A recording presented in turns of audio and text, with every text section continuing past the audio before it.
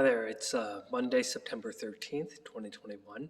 I've been working on this new piece that I'm doing, which is a commemorative piece for the 20-year anniversary of 9/11, which is not something I normally would have wanted to take on. It's just something I found myself doing on the day of and felt like, okay, it's September 11th and the 20th anniversary, and I have memories and thoughts and feelings to express about this too. So I guess that's what I'm doing. And then went, oh yeah, what an uncomfortable, um, what what an uncomfortable degree of vulnerability to step into a piece like this. Yeah, and I'll just leave it at that. I think that's great, actually. I think vulnerability is a place where we can either respond with humility or with pride. And so vulnerability is an opportunity for humility, and humility tends to do great things. So not to say that this pain is going to be great, but you know what I'm saying. So in humility, I'm leaning into this, and I'll show you what I've got so far. I've got some ideas, but where this will end up could be very different than where it is now. So I'll turn the camera around, if I can. There we go. So I've got the two towers. I've got one plane coming in, and one of the towers has already been hit. And actually, this is the exact moment on September 11th that I became aware of what was going on.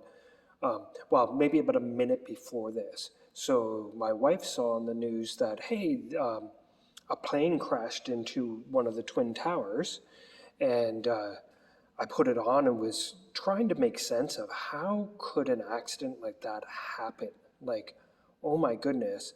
And while I was watching, I saw the other plane come in and hit the second tower. And I remember immediately in that moment, like the dawning of the realization that this is no accident, and trying to make sense of what is happening. And here, I'll turn this back around.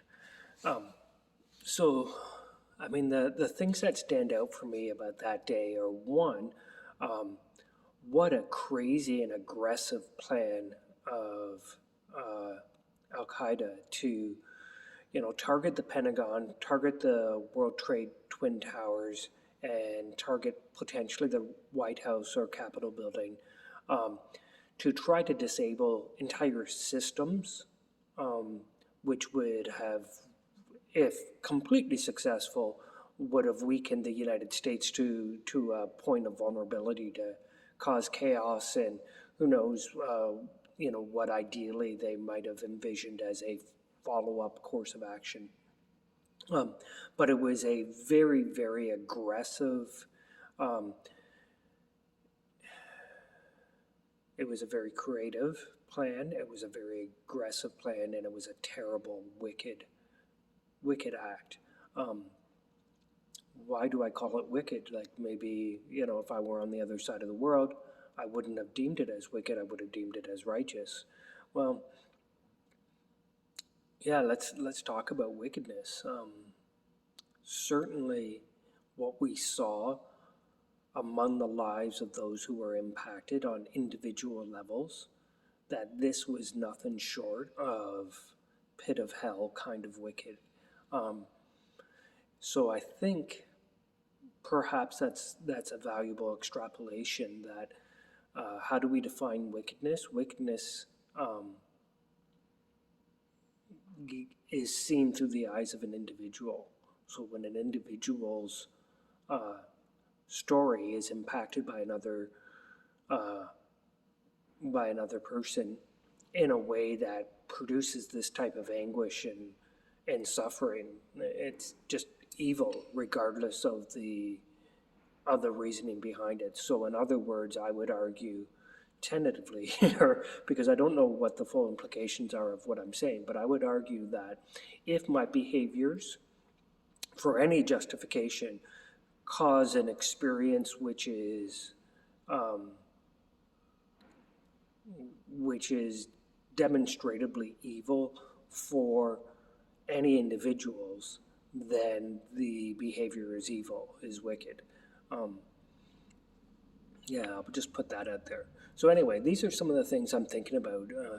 There was the attack of Al Qaeda. There was the trauma of sort of recognizing this is in the middle of going on. The things I remember about the days, the heroics of the plane that crashed in, I believe it was Pennsylvania. Those who took over the plane again from the terrorist and forced a crash landing. I remember the heroics of, I forget which town it was in Nova Scotia, I think it was, that received tons and tons of international airplane traffic that was being diverted and actually housed international travelers at that time. I thought that was commendable. Certainly the actions of the first responders at the Twin Towers was inspiring beyond belief, and even the rescue efforts afterwards. It was certainly a moment that changed the world. International travel's never been the same. Although I think our fear of terrorism has been replaced currently with the fear of the pandemic, but it was definitely a life-changing moment. But what I also reflect on is how in the face of this tragedy, there's been beautiful unity. So in the painting, the creature between the two buildings holding them, like I see this road, I thought at first it was the road to the Twin Towers and the asphalt around them, but I kind of see it as lifting them into the clouds. I see the backdrop not as being in New York City, but in the clouds. Perhaps that creature is an angel that's escorting the towers into heaven. I don't know. Yeah, so those are, some of the things I think about, but I think the value of this